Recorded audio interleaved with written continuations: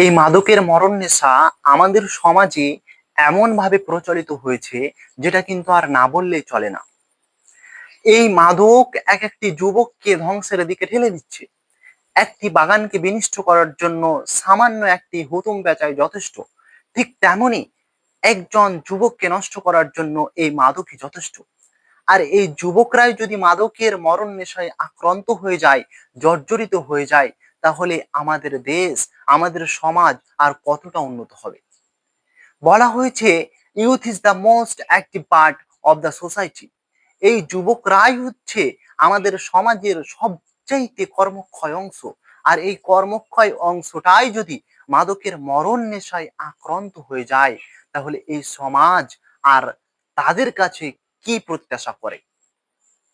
যেমন বলাই যেতে পারে যে আমাদের সমাজে যে ডাক্তার মাস্টার গুলো রয়েছে, তারা সর্বদা, ডাক্তার যেমন পেশেন্টদেরকে সর্বদা প্রতিনিয়ত মাদক থেকে দূরে থাকতে বলেন, মাস্টার যেমন তার ছাত্রদেরকে সর্বদা মাদক থেকে দূরে থাকতে বলেন।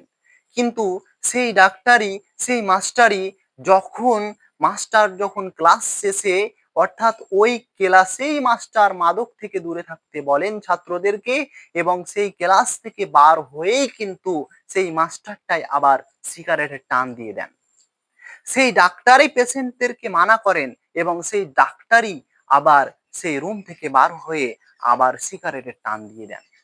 তাহলে এই সমাজ যদি এভাবেই চলতে থাকে, তাহলে সমাজের তো ধ্বংসের আর বেশি সময় নাই। তাহলে সমাজটা যদি পুরোপুরি মাদকের মরণ নেশায় আক্রান্ত হয়ে যায়, জর্জরিত হয়ে যায়, আর এখন 90% মানুষ আজকে এই মাদক আসক্ত, অর্থাৎ মাদকের মরণ নেশায় আক্রান্ত, তাহলে মাদক থেকে তো দূরে থাকতে হবে যেভাবেই হোক। কারণ মাদক একটি একজন ব্যক্তিকে কখনোই ঠিক রাখতে পারে না, তাকে সম্পূর্ণ রূপে রূপে পাগল বানিয়ে দেন।